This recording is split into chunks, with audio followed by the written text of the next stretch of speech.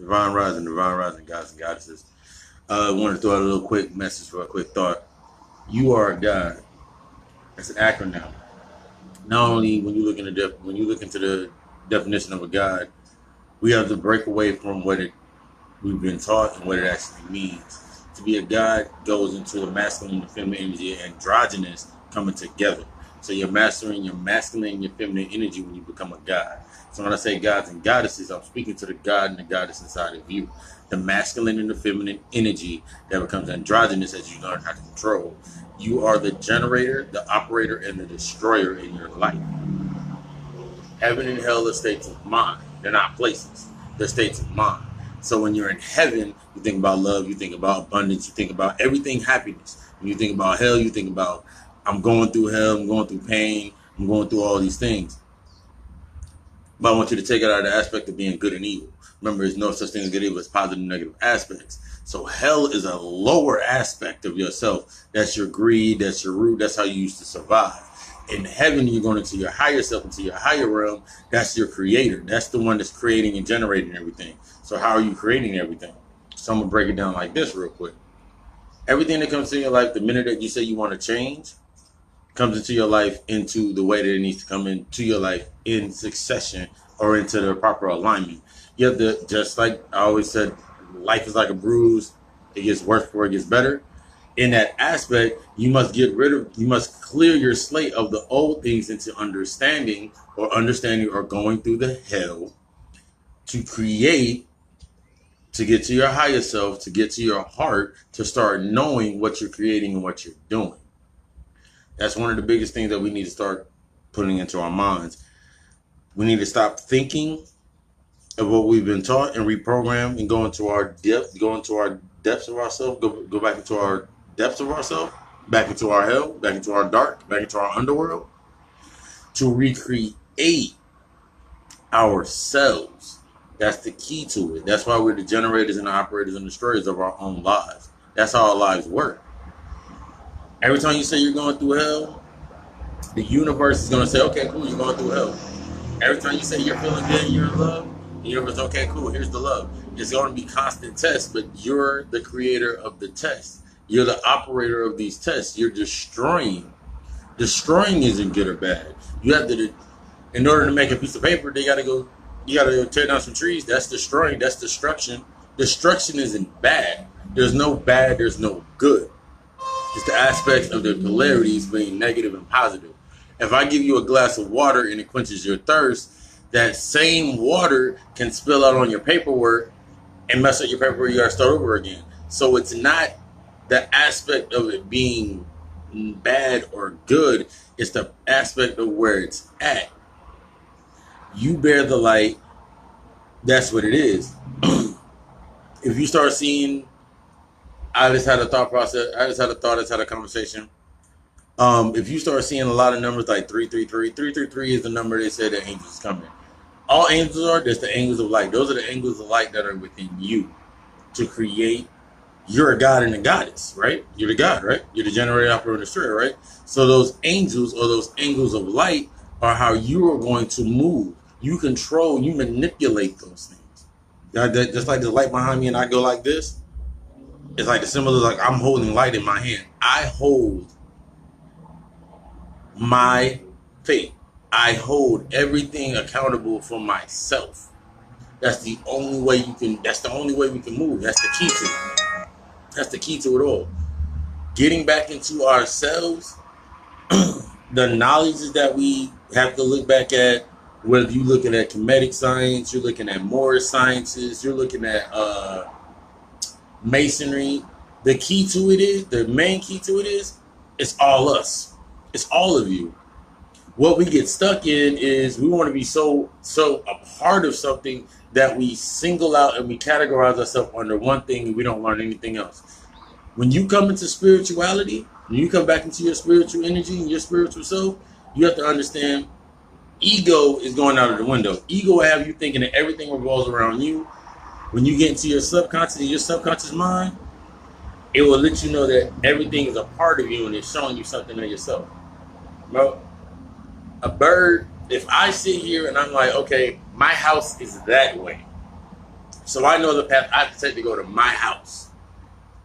But if I look up and I see a bird, the bird sees from his view everything in between. That's our higher self. That's your higher self. Remember, this is the body, this is the vessel. We are the energy, we are the spirit, we are the soul inside this vessel. So as we start going higher up, we start being able to see further. But we're not seeing further. That's since we're able to see further, that's when we have to come into our humility. And when they talk about humility, they twisted away humility. They made it like you have to be humble to something outside yourself. You have to be humble to your own energy. You have to be humble into yourself to study if you don't know something. Being humble is being wise. A man that knows one book knows none. A person that knows one book knows none. As you get wiser, you realize how much you don't really know. That's the key to it. Ego will have you thinking as a fool, thinking you know everything. But your subconscious and your higher self that you don't know anything. That's the main key. You don't know anything. That's the part of the childhood. That's also a part of the innocence. Remember when you were a child? Remember when you were a kid and you were like so exploring everything? That's before your ego. That's before your ego kicked in and told you can't do this, you can't see this, you can't fly. But when you were little, you put that cape on and you stood on your grandmother's couch and you jumped off the couch and you flew. You jumped and you felt like you flew for a little bit, or you had that cape and you ran around. That was your imagination. That was your subconscious. That was your subconscious. That was your God self. That's why they always say the two things closest to the spirit realm are babies and your elders. Because the baby's on his way in. The elder's on his way to his next form. That's what that means. So you're the generator, the operator, and destroyer to your own life. Everything that you have. As you grow into yourself, that's when I say, as a man, I work, as a king, I survey, as a God, as I create. Start using that mantra in your mind. Because you're the God, which is your higher self, which is like the base level of that's your higher self. You're the king or the queen, which means you survey everything that's been created. And as the man or as the warrior or the woman or the warrior or the priest or the priestess or whatever your purpose is coming into yourself is, that's doing the work for you. You're doing all the work on all the tiers. In your human form, you only can go so far. In your mental realm, when you're the king and you're the queen, that's when you're taking your mind and them thoughts and you're surveying the thoughts that you just created, that your God self creates. The moment that you start looking at it that way and putting yourself into that paradigm, you start understanding the disciplines. You start understanding why meditation is so important. They always say, a still mind sees everything. A still mind is the only thing that can gravitate towards anything. These are the things that we got to start looking into more and more and more and more. Once again, I love y'all. Let's rise. There's a lot of reasons this is the reason they put so many distractions in your face. Shootings and all these little things. These are distractions. But since you know you're the generator, the operator, destroyer, learn what the distraction can teach you. Everything's a teaching point. Everything's a teaching point. Say it one more time. Everything's a teaching point. The moment that here's another big thing, I'm gonna say that. The minute you say you're grown, you stifled yourself. Always saying you're growing. Always saying you're achieving more knowledge. Always add that ing to the end of whatever you're doing, because you're still going. We're still moving. The minute you plateau out and say, I know everything on this, such as you get stuck into a category of a certain society and you lock yourself into a society, guess what happens? You become, the higher you go up and the more you connect to, every time you go up in vibration, you're connected to another frequency, another layer of life. Biggest thing with it, you're connected to another layer of life. So I remember when I first went vegan, it was hard for me at first because I said I couldn't get rid of chicken wings and certain things. But the more I became in the research, in the knowledge, the more I moved in the frequency of what I was trying to do. That's the biggest part. The knowledge that you gather, that's to take you to the next level. The enlightenment, that's you.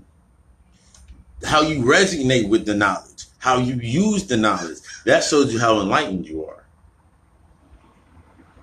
You can always tell a person that's coming from ego, a person that comes from ego will try to convey the message to you and be like, oh my God, this is how it works. A person with no ego that understands their God self, I don't care per se if you listen to me and like what I say, and if you don't. If the message hits you and it resonates with you, congratulations. Welcome to the God frequency. If it doesn't convey with you, why would you argue? We all have our own truths. We all have our own realities based on our own paradigms and our own universes. The more knowledge that you acquire, the higher that you go into yourself. The moment that you say that you're going to stay, I'm going to stay at this level, you will be kept at that level. But guess what the universe, the ancestors, the energy, the ether is going to do to you? It's going to test you at that level. It's going to force you to grow because you have to grow.